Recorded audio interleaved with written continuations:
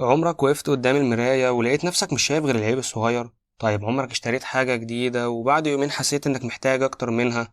الموضوع ده مش صدفة. الانسان بطبيعته زي ما قال الفيلسوف شوبنهاور: ما اقل تفكيرنا فيما لدينا، وما اكثر تفكيرنا فيما ينقصنا.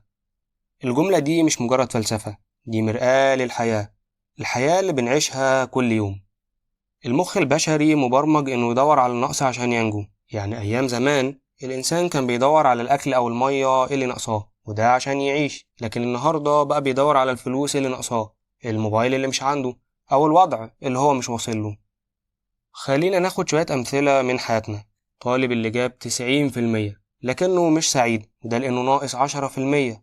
الشخص اللي عنده شغل محترم لكنه شايف إنه لسه ناقصه شوية. والبنت الجميلة واللي عايشة حياة صحية لكنها مركزة إنها مش لاقية إيه اللي يفهمها. المقارنة المستمرة دي بتخلينا نشوف النقص أكتر من النعمة.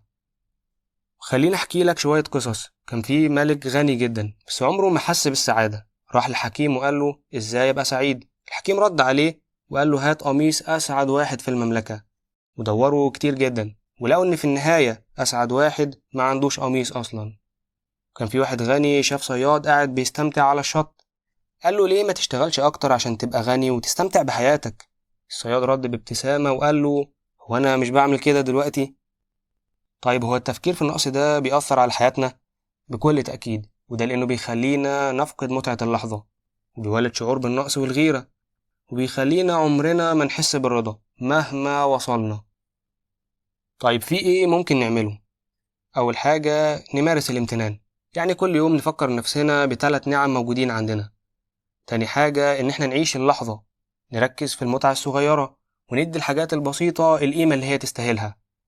رقم 3 إن إحنا نبطل مقارنات، لأن كل واحد عنده نعم غير التاني.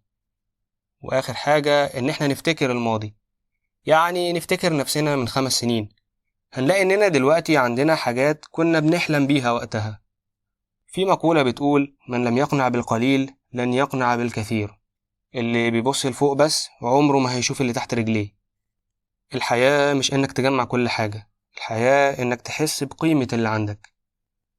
ممكن تبص حواليك دلوقتي وهتلاقي حاجات صغيرة جدا لكنها أغلى من أي حاجة ناقصاك. اسأل نفسك: إيه اللي عندي دلوقتي وناس غيري بتحلم بيه؟ لما تجاوب على السؤال ده هتكتشف إنك أغنى أكتر مما كنت متخيل.